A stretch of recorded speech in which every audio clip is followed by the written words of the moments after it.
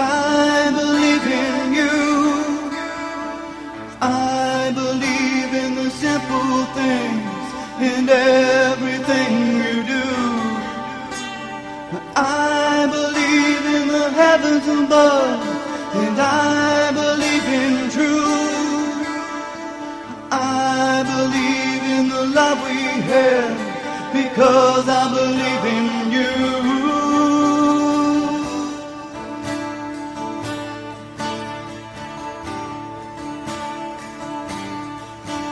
So tell me, do you feel the way that I feel?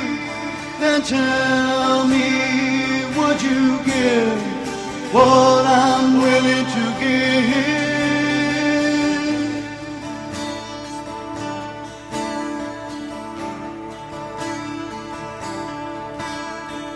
I believe in honesty, and I believe it's true. And I believe if you set it free, it will come back to you. And I believe that things were meant to really be. And I believe in the love we have, because I believe in you.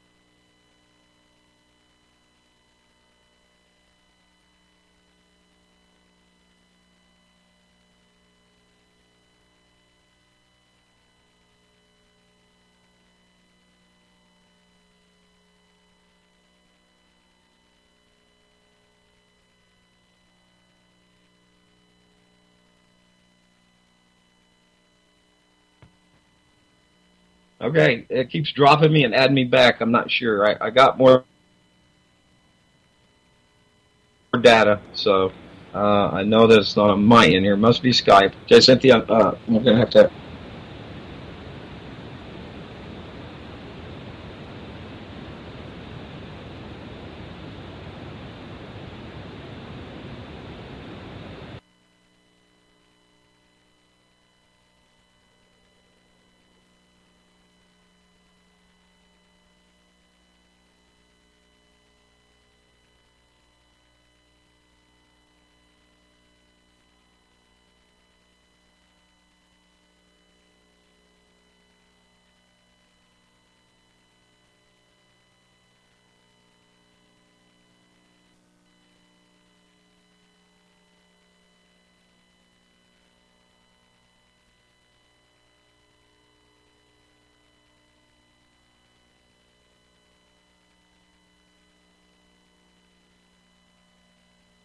going to be joining her, and they're going to talk about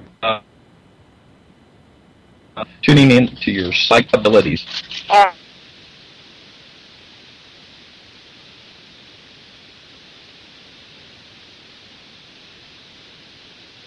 I think we're all right. Do you have Reverend Lynn with you now? Let's see, are you there, Reverend Lynn? I'm here. I can hear both of you. Good. Perfect, perfect. I'm muted up. Take it away, girls. Okay, thank you so much. Yeah, we were just having one little technical thing, but I think we've got it cleared up. So, hello, everyone. Thank you so much for listening in today. This is Cancer Kickers, formerly known as iCureCancer.com. And, wow, we're going to have a really interesting show. Again, I have one of my all-time favorite guests on, the great and wonderful Reverend Lynn Herod-DeVerges. And she has been my mentor and teacher for, let's see now, we're going on 18 years, if you can believe that. Yes, and I keep thinking it might even be longer, but yeah, definitely 18. Somewhere in there, actually, it's more like 17 and a half, I believe, because I know that I came to you in January of 1996. So, okay. Yeah. So, mathematicians, there you go. Oh, January 1996. See, that's why for some reason I kept thinking it was 1992. Okay, go ahead. Yeah, no, that's okay. So anyway, always new listeners, thank you guys for listening in, and thank you for all your wonderful, wonderful feedback. And I want to put out some thank yous, so many thank yous. Thank you for the supporters who have stood by us through all of this. And actually, I want to make some personal thank yous as well, because I've been very open at the beginning. This first half of the year has been incredibly challenging for me. And I have some personal thank yous, of course, to Ian Jacqueline, who's not only been like an incredible colleague of mine, but such a dear friend and good friend, supporting me and helping me with every little thing. He's an amazing, amazing man and continues to expand every day, which is so much fun to watch. And my dear friend, and my dear friend Sandy Hewitt, who's probably listening, and thank you so much for all of your support. And also some of the technical stuff is because I'm on the move. I'm traveling and actually staying with my dear, dear friend for many years, Brian Jacobs, and I want to put a thank you out to him for allowing me to, stay with him and then turn his whole place into a radio station. Yes.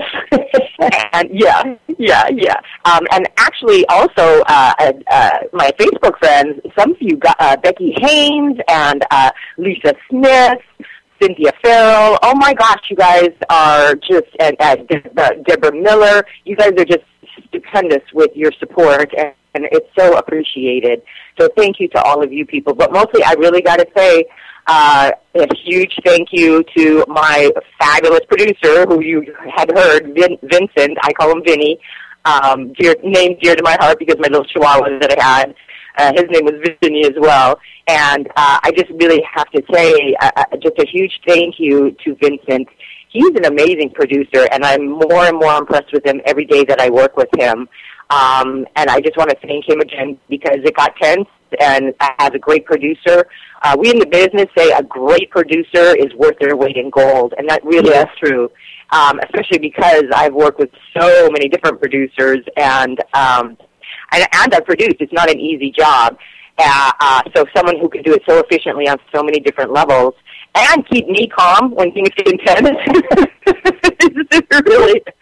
It's an amazing thing. And, he's mentioning that he thinks he's going back to Arkansas, but I wouldn't get too attached to that, Vincent, because I have every intention, because we're doing everything we can to move this show over to cable.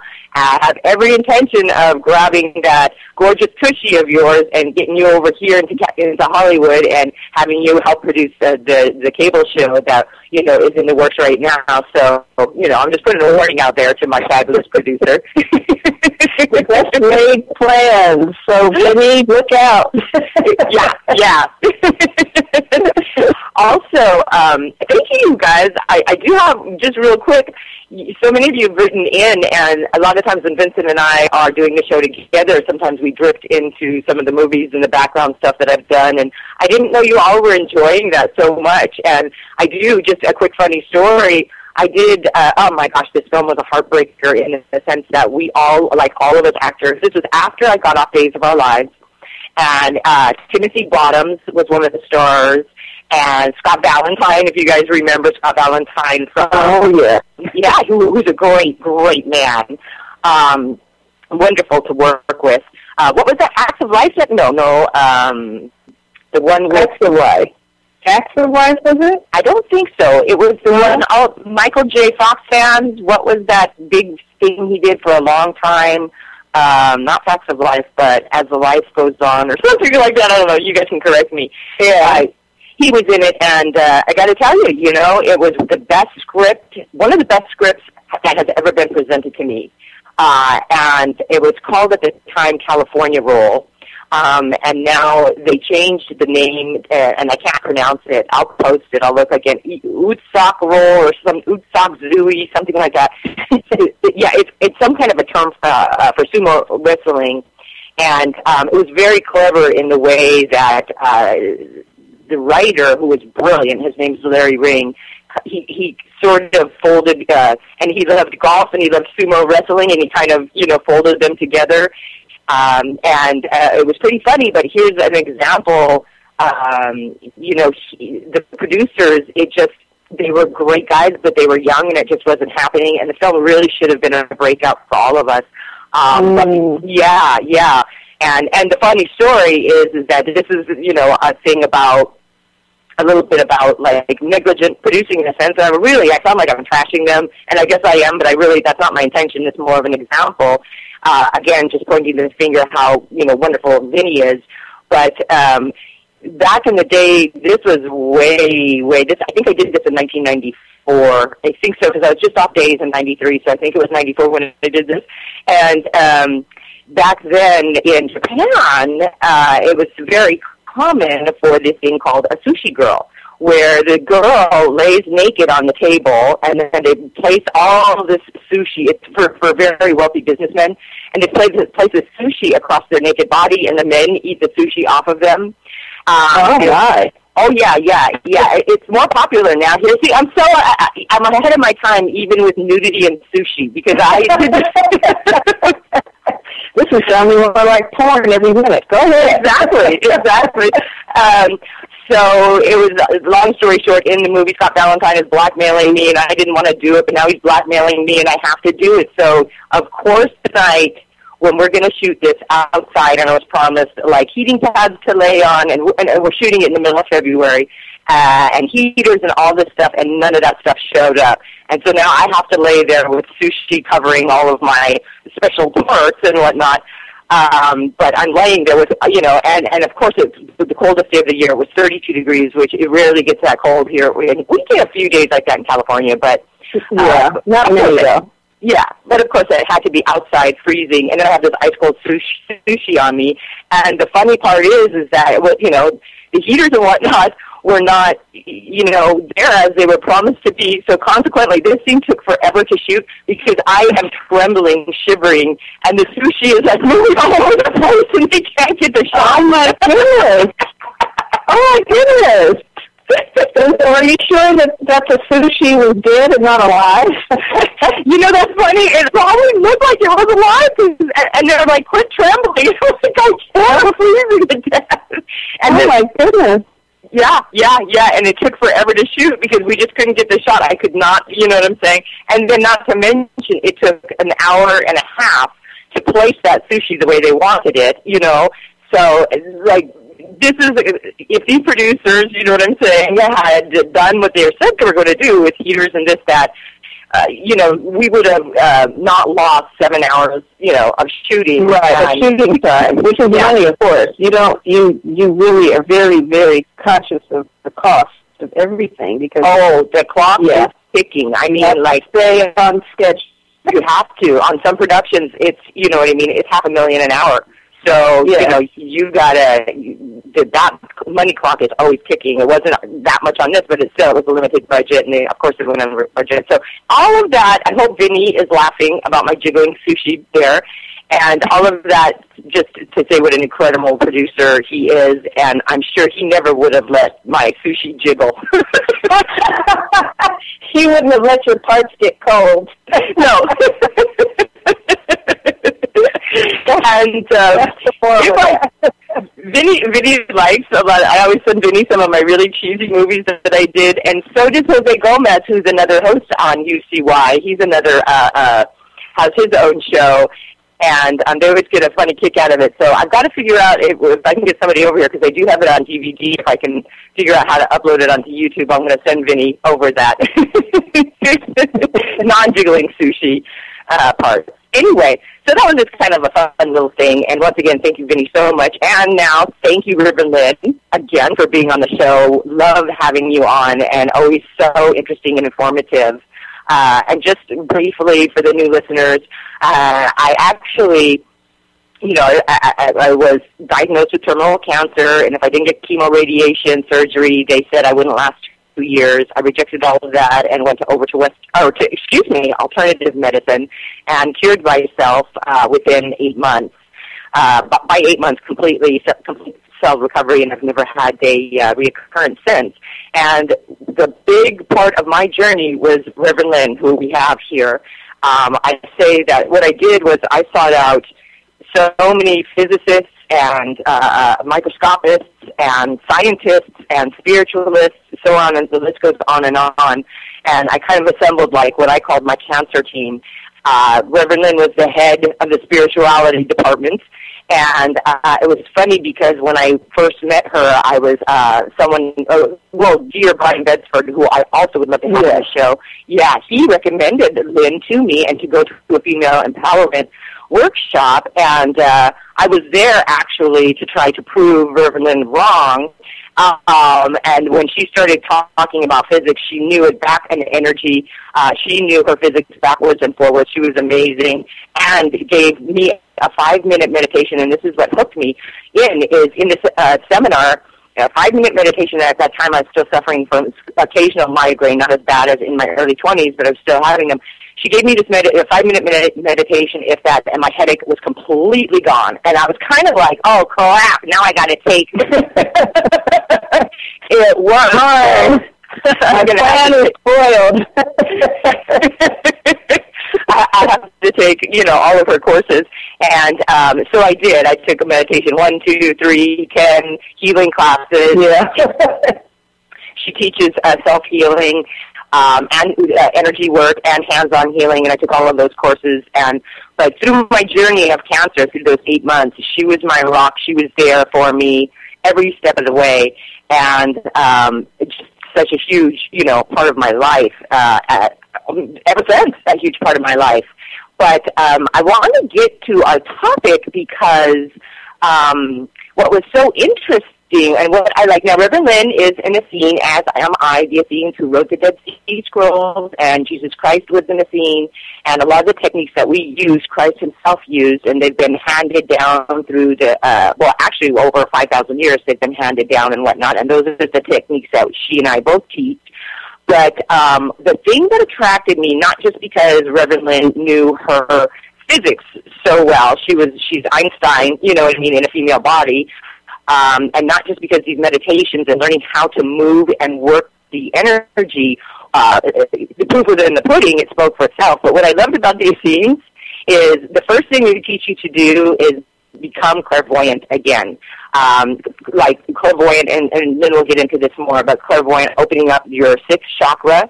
We're all born very psychic. The word psychic is kind of a general term, but we're all born very psychic, very, very clairvoyant, very clairaudient, very clairsentient. We all are. And then depending on the culture that you're raised in on this planet, Western culture, for the most part, they do everything, because your parents and their parents and their parents really did everything they can to discourage it. So what the Essenes do and what Lynn did for me was kind of just give me my gifts back. But what I loved about it is the first thing that they do is teach you to be clairvoyant. That means to see. And Lynn said this, and the other Essenes said this. They're like, hey, we're just here to teach you how to be clairvoyant again. Don't listen to me. Get your eyes back and look for yourself, and you decide what you think about this. You decide what you see and what your information is about that. And I loved that self-empowerment. Yes. And that's, the third thing that just really attracted me to this teaching. And so let's see, Lynn, I have a specific question, but I'll ask it later. So do you want to be a little, would you like to describe a little bit clearer, like what exactly clairvoyancy is? Oh, sure, thanks. And thank you for the wonderful introduction. Every time you say that, I always feel very flattered. But in reality, I'm just here to assist. You do all the work. So I just want to clarify for your healing. I just act as a little flashlight. We'll put it that way. Or a little Jiminy Cricket. Yeah, there you go. So that you are guided along your own path, and that goes for everyone when it comes to their healing, as well as really tapping into and utilizing your clairvoyance. So, first of all, the word psychic, actually, according to my definition, I don't know if this states this in the dictionary, but the word psychic to me means soul energy. And so it's really connecting and tuning into your soul essence and utilizing the abilities that are already there. I don't even necessarily use the word gifts anymore in referring to it because everyone does have the abilities to see clairvoyantly. And clairvoyant does mean clear seeing and is often associated with the third eye, or what's also known as the sixth chakra, because the third eye is for what? For seeing, right?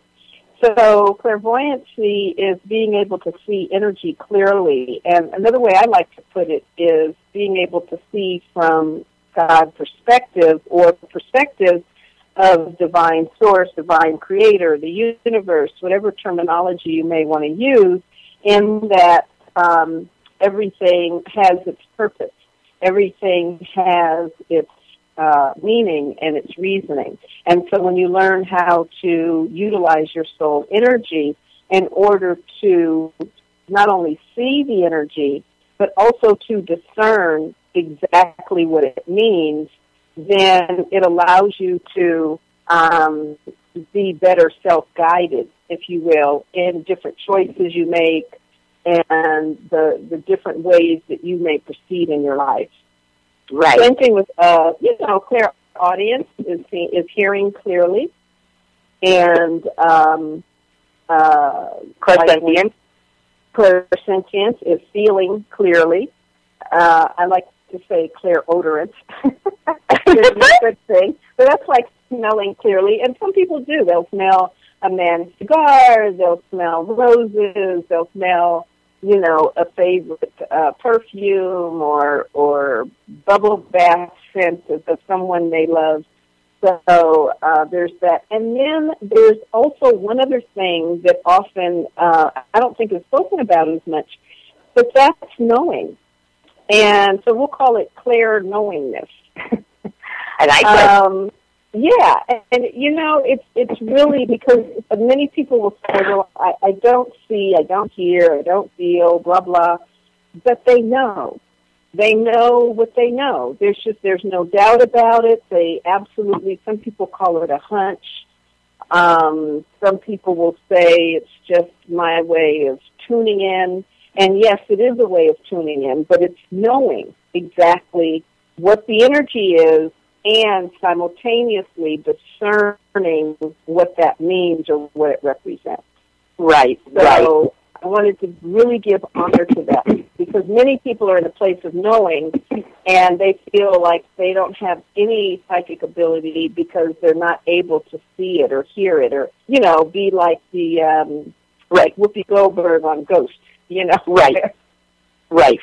They're like, oh, no, I don't have those capabilities. Yes, you do, but the way it may show up for you might be different than the way it does for others. Absolutely, yeah. I want to jump in on that because everybody is always a little bit stronger in a different area. For example, and I want to put in some hardcore math here for the naysayers because they're really going to love this. But, for example, our dear friend Stacy, who's on the other side, and I'm sure she's listening in right now as well. She is. I know. I'm laughing. Yeah, exactly. She was just, in my words, she was like crazy clairvoyant. This girl could see like you, unbelievable. And as you go along and develop, as I was developing with Reverend Lynn, I didn't realize it, but I was much more clairaudient than I ever knew. So that's where my strongest, and that's what mediums are. The real mediums, they're clairaudient. There's a mental medium, clairaudient, and then I don't think we have very many on the planet right now. There's also physical mediumship, which I can talk about later. But, anyway, two things that I just want to say really. When you're going through this process, I think when you're beginning to open your sixth chakra again, I think it's great to have guidance. I had Reverend Lynn and I had the seminary because once, you start seeing things And it can get a little overwhelming, so it's always great to have that guidance and someone you can call and go, okay, I just saw, this thing walking across my yard. Am I crazy? Kind of stuff. And two stories. One that's so much fun is that Stacy was, again, she grew up very clairvoyant, and she could see so many things, and so many times there was just so much confirmation. I just could not anymore doubt it. But what was fun was, as I was developing the seminary, and this was actually this was before, I know I was probably ill with cancer, but I did not get that diagnosis until June of 96.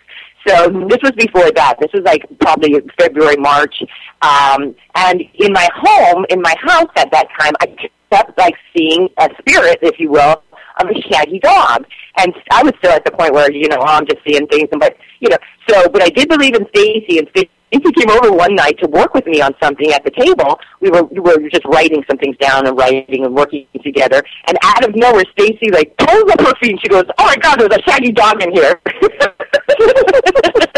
And it was so much fun to have that confirmation. It's really a joy. You guys really should, take this journey. It's really a joy, especially when you have someone like Stacy, or, that you have all the confidence. They're saying the same thing as you are. You start to realize, hey, I'm not making this up. This is not, crazy stuff.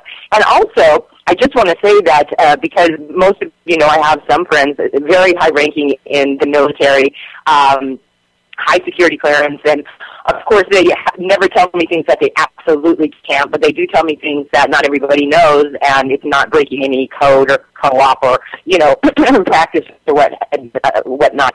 But one of the things, one of my friends, he was sort of like the X-File guy. That was his assignment for a long time, and he had a degree in it, actually, in psychic phenomenon.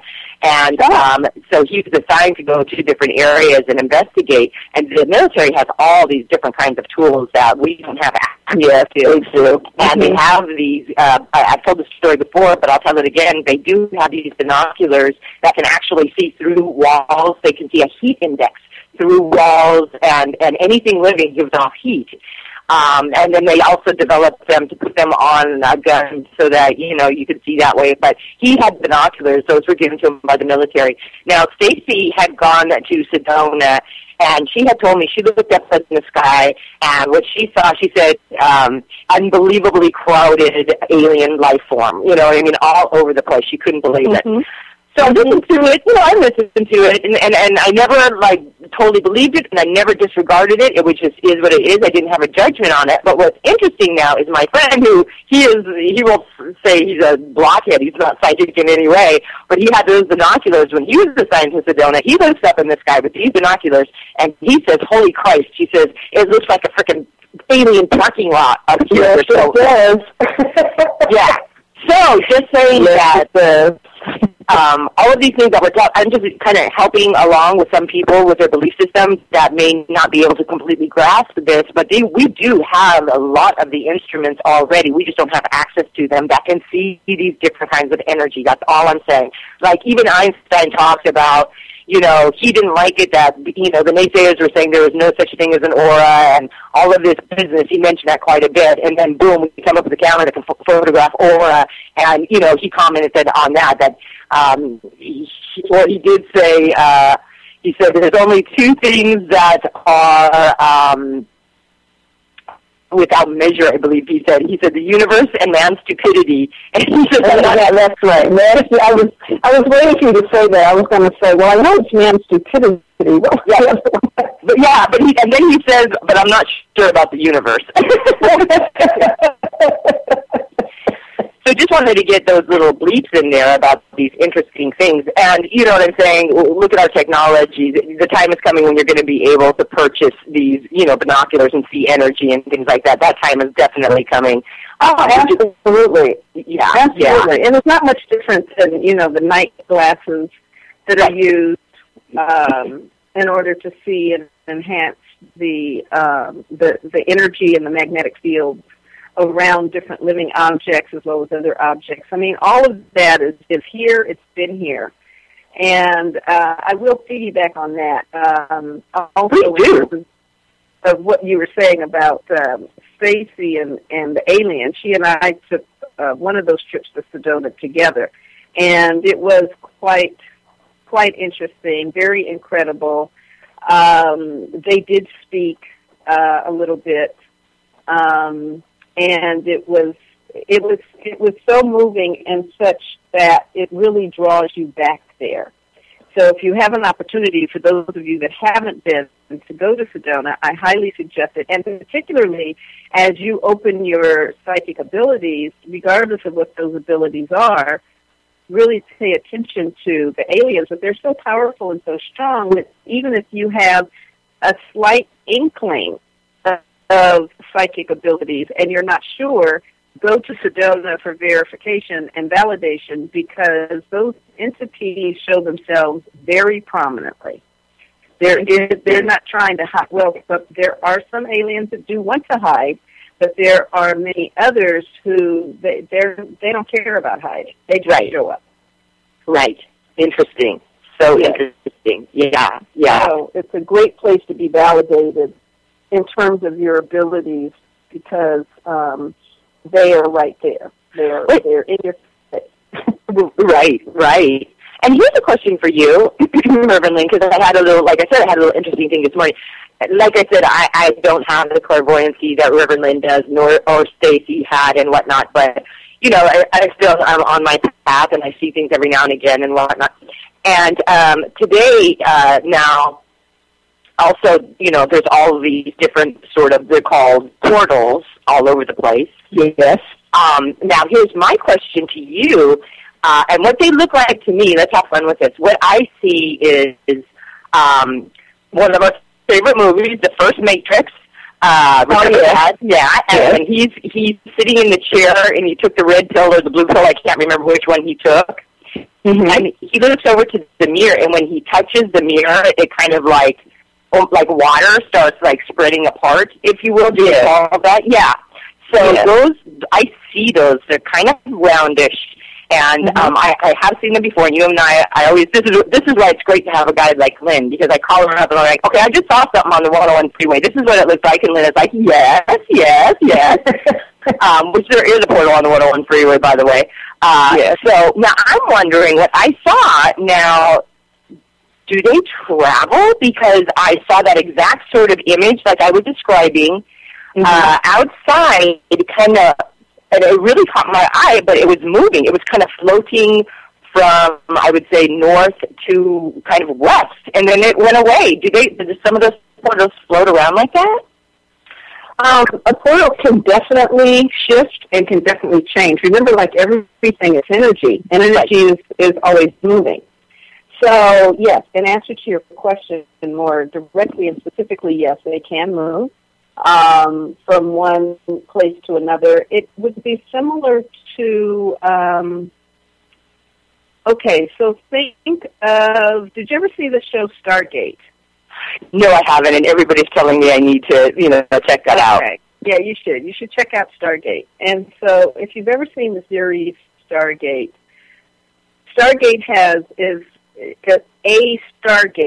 is basically a portal opening from one planet to another, at least in the series. Right. And there are as many different stargates as there are planets. And so you jump from one planet to another through this portal. Well, that portal can be moved. Let's say that it's on the planet Earth. Let's say that portal is located in Arizona. That portal itself can be moved from Arizona to, let's say, Kazakhstan, okay? And even though the portal's been moved, you can still jump from one location to another wherever the other end of a portal is located on whatever planet. And so what you had an opportunity to witness is a portal that was shifting or moving from one place to another place. Now, although that portal may have appeared to be moving, in what would be a limited amount of space, meaning no more than, we'll say, 200 feet or whatever it was, from a standpoint of entities moving through or coming through that portal, that may have been a significant change or a significant leap that would take them into an entirely even different, if you will, dimension or a different, very different location. Wow. Where we live here is, as you know, the third dimension. But there are, of course, several different dimensions, and there are many different levels to the inner planes and the astral planes. I don't want to go too much into lecturing, but let's just say that when you go into dream, that dream state, oftentimes each one of those places that you enter into, particularly when you have an actual experience of that place, not just a kind of dreaminess, but an actual experience of that place. That's another astral level or another level of the inner planes. It's called astrals because if you think of, astrology, if you think of astral traveling, it's just another level on the astrals in that sense, kind of in space, or what we consider to be space. And so that's the way it is with that portal that moves. It can be from one dimension, and just although to you it looks like it only moves 200 feet, it may actually take them into a different dimension. Now, hey, I want to say something here, and once again, just such a validation to Reverend Lynn's teaching about these dream things, because I know a lot of people who experience the same thing, and let's see, I think it started in my mid-teens. I would have one of those dreams, and a lot of people have them where you think you're dreaming, but yet you think you're awake. Mm-hmm. One of the, you're like in between there. And I had these like unbelievable, agonizing dreams, or not dreams, whatever you want to call them. People attacking me. Sometimes these beings would come into my room and say they were going to murder me and my animals. All of this stuff. And even though I worked with a psychiatrist, not just for that, but for many things. I'm very open about it. I was in psychoanalysis for 18 years and in therapy for 20 years. And psychoanalysis actually is quite a commitment. That's a minimum of 4 days a week on the couch, flat on your back, because that is, although my psychiatrist, actually a psychologist, she never prescribed medication, she was a psychologist, she drew from all of the greats, but she agreed with Freud that that's a great way of laying on your back, not seeing the shrink, I was going to call her what she was, not seeing the shrink is one way to try to tap into the subconscious. Now, there's, like anything else, there's great shrinks out there, and there's not so great shrinks. She was really, really great, and we did such marvelous work together, but I gotta say, the thing that we kept working on was these nightmares that I was having, and, we kind of tracked it down to very possibly, when I was 13 months, I got severely ill very quickly, and like within days was in the hospital in intensive care. And in those days, they wouldn't let the parents be there. They tied down your arms and legs. Yeah, tied down your arms and legs, to be fed intravenously. And part of these dreams was that I was like paralyzed and I couldn't move my arms and legs. And so we kind of tracked it down. It helped a bit. I got to say it did help a bit. But the validation is, I tell Reverend Lynn about that. And she says, no, that's really happening, and you can piggyback on that if you want.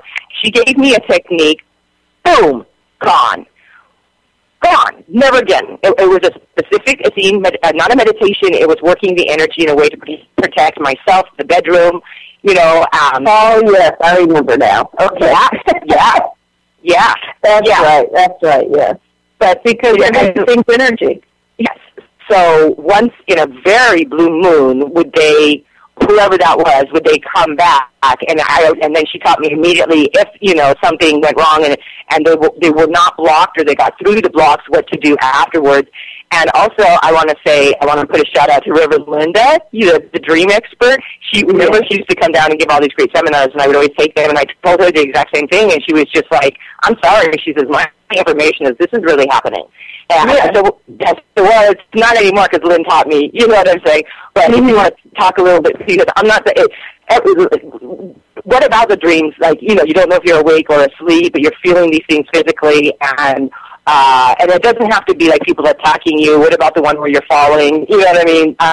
Right. A lot of people have come to me and like they can't wake up. They're trying to wake up and they can't. They're stuck in that state. If you want to talk about that a little bit. Okay. All right. So in what we call the dream state is actually what I call more reality at times. I say at times because, well, actually it is reality, even if what we have is considered to be a nightmare. It just means that we have actually ventured into a reality consciousness that is one that's undesired. But again, like all energy and like everything, it has its meaning, it has its purpose. There's no good or bad to it. However, when you are in a place where you feel stuck in what is the dream experience, so I'm not going to say it's a dream. I'm going to say it because it is more of an experience. So if you feel stuck in the dream experience, or you are experiencing different things happening, like a student not too long ago reported to me that what she was experiencing was being pinned down and having hands over her and being molested by this energy. Right. And when she'd get up in the morning, there would be like bruises on her. Oh, wow. Wrist and on her arm. Oh, my God. Thank God that didn't happen to me. That never happened. Oh, my God. And so, but it would only happen, she said, that it only happened when she would quite, quote, unquote, kind of fall asleep. But then she said, so she didn't know if it was a dream or if it was real or what was going on, but she said she had evidence of these things having happened. And so what I told her was, yes, it is real.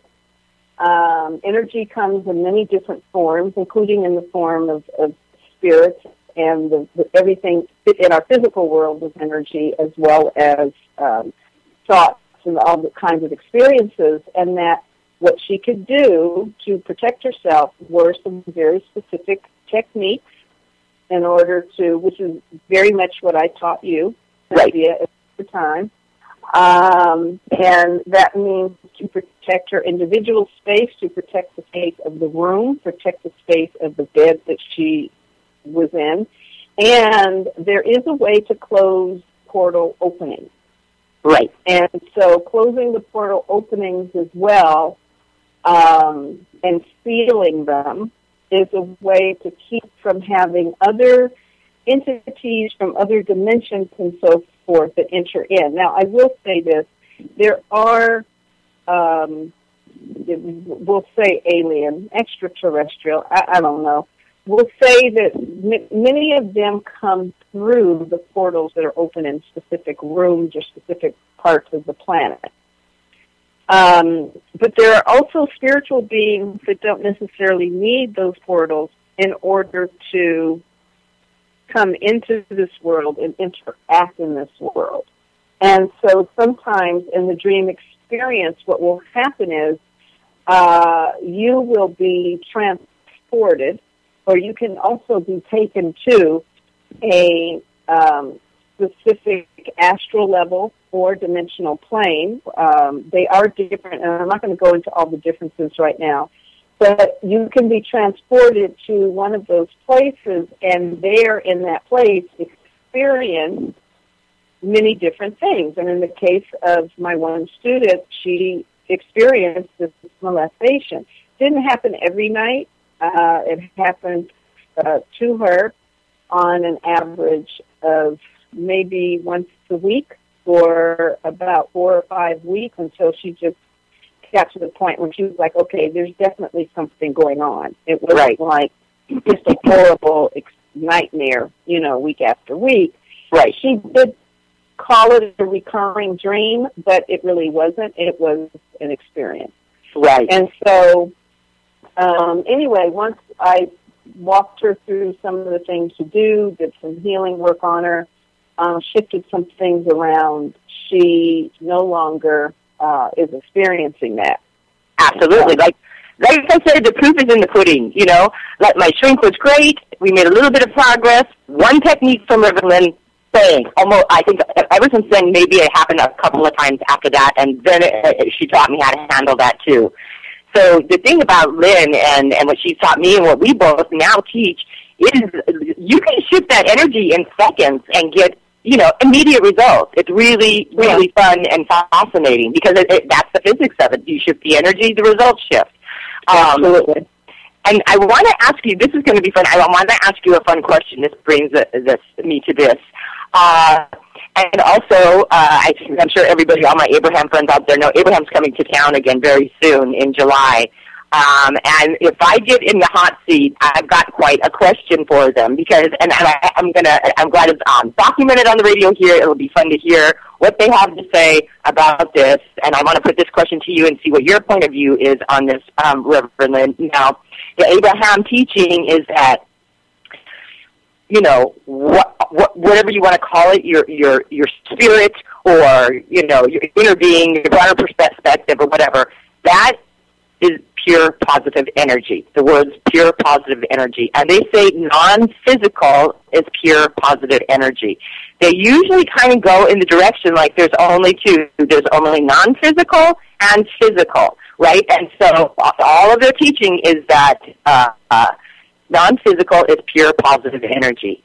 So my question to them, because Jerry, you know, Esther, who translates Abraham, her husband, Jerry, before they got involved with Abraham, he always liked the Ouija boards, right? And sometimes he had some very interesting experiences, dead on, and then sometimes not. He would say that. And it's all over YouTube. You can look it up because it's recorded all over the place. Esther didn't like it. She, you know what I mean? And Jerry would say, we get on pretty well, but when it came to that, she's like, I don't like it. I don't want to be around it, blah, blah, blah. Once they started getting into communication with Abraham, Abraham does not advise the Ouija board because Abraham said the energies that gravitate to that don't usually have your best interest at heart, right? This is a direct approach. Mm-hmm. So my question to Abraham and to you, if non-physical energy is pure positive energy, that can't be right, because we've got non-physical energy following around the Ouija boards, and that's not pure positive energy. You see my question there? I can't wait to stump Abraham on this one. Well, okay, so I see it from two different places. One being a human being who places what I'm going to express is judgment on everything. Meaning we tend to think of everything in the way of positive and negative. Oh my God! Think of everything. I think I just got to continue, but I think I just got the answer of what they're going to say. I know them too well, but go ahead, and I'll tell you I know what they're probably going to say. But go ahead. Okay, as you know, we see everything as good and bad, you know, right. That sort of thing. But as I had mentioned even earlier in the call, everything is energy, and all energy has purpose and meaning. All energy works to serve our highest good in some way or some form, even if it's what we don't desire. And so we may not be attuned to what it is, or we may not be able to discern what it is that we need to learn from it or to gain from it, and how we can move into our own magnificent divinity, because each of us are magnificent divine beings, right? And right. So in the case of the Ouija board and entities, pure positive, spiritual, whatever, energy, I would say, rather than saying pure positive energy, I would just say that it is pure energy essence in whatever form that it takes. And what comes through is for purposes of whatever needs to be gained or utilized by that person who has called that energy forth as a way to learn from. Whether right. that means to learn how to tap into your abilities really fast. You know, it's like throwing a baby in the swimming pool. they'll swim. You know, their natural instinct is to swim so they don't drown. So that could be part of the purpose, is to tap into those abilities for other purposes as that individual's life unfolds. It may be because there are significant information that needs to be gained that comes as a result of this pure energy form, even though it may not fully be desired, you know, to help that person move forward, or whatever the case may be. It does indeed, using Ouija boards, it does open portals. That's one of the things that definitely can open a portal, or at least give permission to a disincarnate spirit or entity to come through. Sometimes it's like punching through this world, if you will, like you would punch through plastic. It can give permission for that energy to punch through at that given moment in time. But there's still some lessons, some level of growth, some something that is not only calling forth, but asking for that energy to be present. Even if it's just for 5 seconds, and then that energy is, shall we say, sent to its next highest level of evolvement. Right. It still has a purpose and meaning at that moment in time. So that's how I would answer that question. I personally would not say pure positive energy, but I would say pure energy. Pure positive energy simply means positive as in it's for your highest good, and on some level, whether you understand it or not, whether you could your mind cannot comprehend it or not, it is still a quote-unquote positive because it works for your highest good in that moment in time, or for however long it needs to be present for you to get what you have to get. Right. And I know what they're going to say. They're going to say source energy is pure positive energy. They're going to say every thought that has ever been thought still exists. Doesn't mean that it's attached to source energy. So these things that, I know they're going to say that these things that, you know, follow around the Ouija board or what have you, they are not source energy. They're old thought forms that are still, you can still have and actually still have access to them, and they still exist, and they're those old thought forms, very much like they had used the analogy of snake skins. You know, Esther had run across some snake skins, and it looks exactly like the snake, but there was no real life inside of it, and they call those energies, I'm so glad they call them snake skins. So I'm so glad we got this documented, because this is going to be a hoot and a holler to see if I get the answer right. But on top of it, speaking of a hoot and a holler, we're having so much fun, and I'm looking at the time, and I want you, oh my goodness. Okay, so, because I realize we kind of get cut off like a minute before the top of the hour, sometimes 2 minutes before, or something like that. The music comes in again. So I want for you to be able to give all your information to everybody that wants to contact you. And then after that, I do have a question for you as well. But if you'll give everybody your contact info.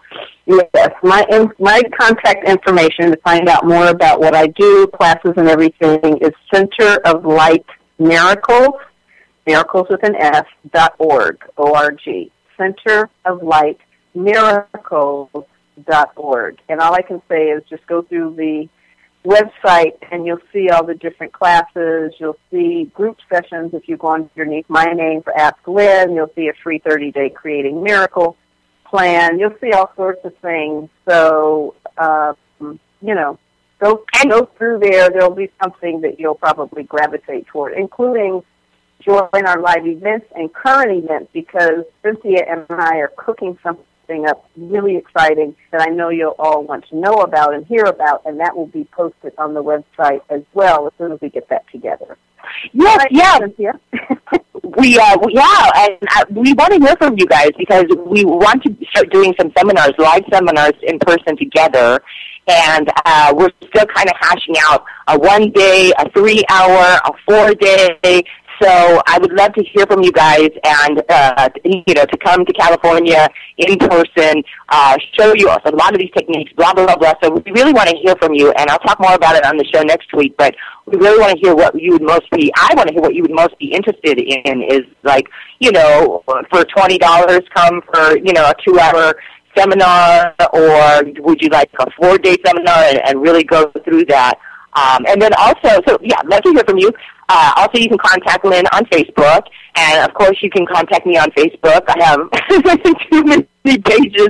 One is J. Cynthia Brooks Official. The other one is J. Cynthia Brooks House of Healing, or House of Healing J. Cynthia Brooks. It pops up anyway.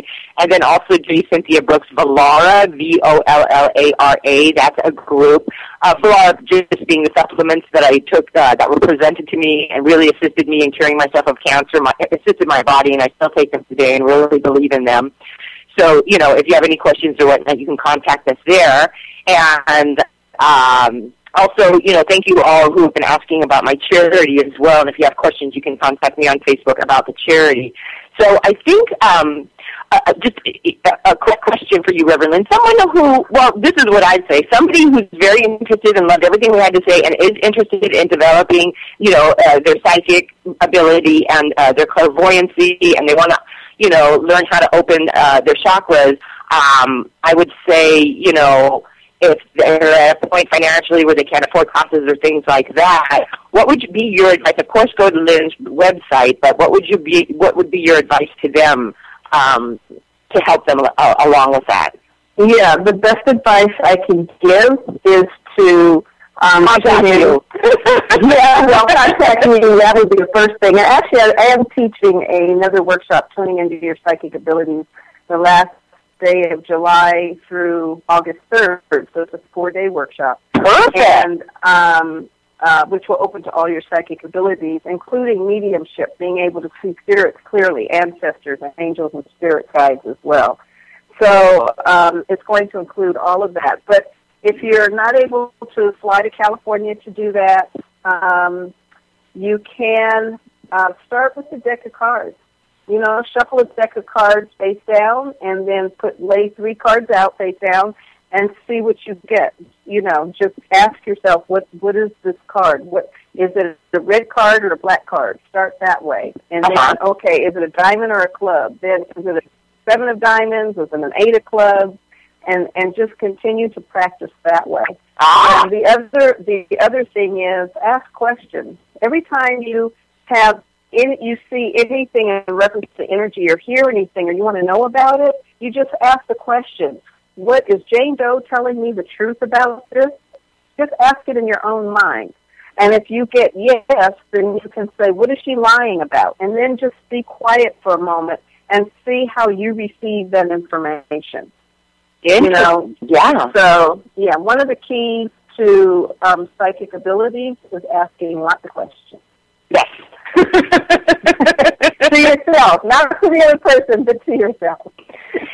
And is there anything that, I think the music's going to come in soon, but is there anything else you'd like to leave us with? Just trust.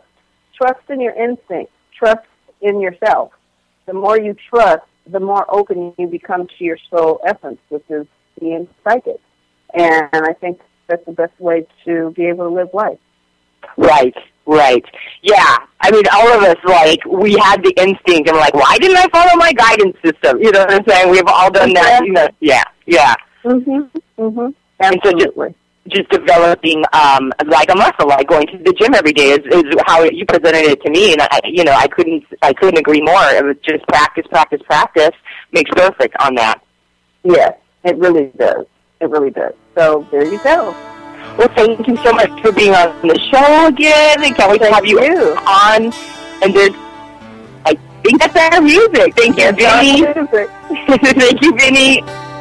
Thank you, everyone. Love you. All right. Thanks, Cynthia. Have a blessed week, all. You too. Blessings. I believe in you. I believe in the simple things in everything you do. I believe in the heavens above, and I believe in truth. I believe in care, because I believe in you.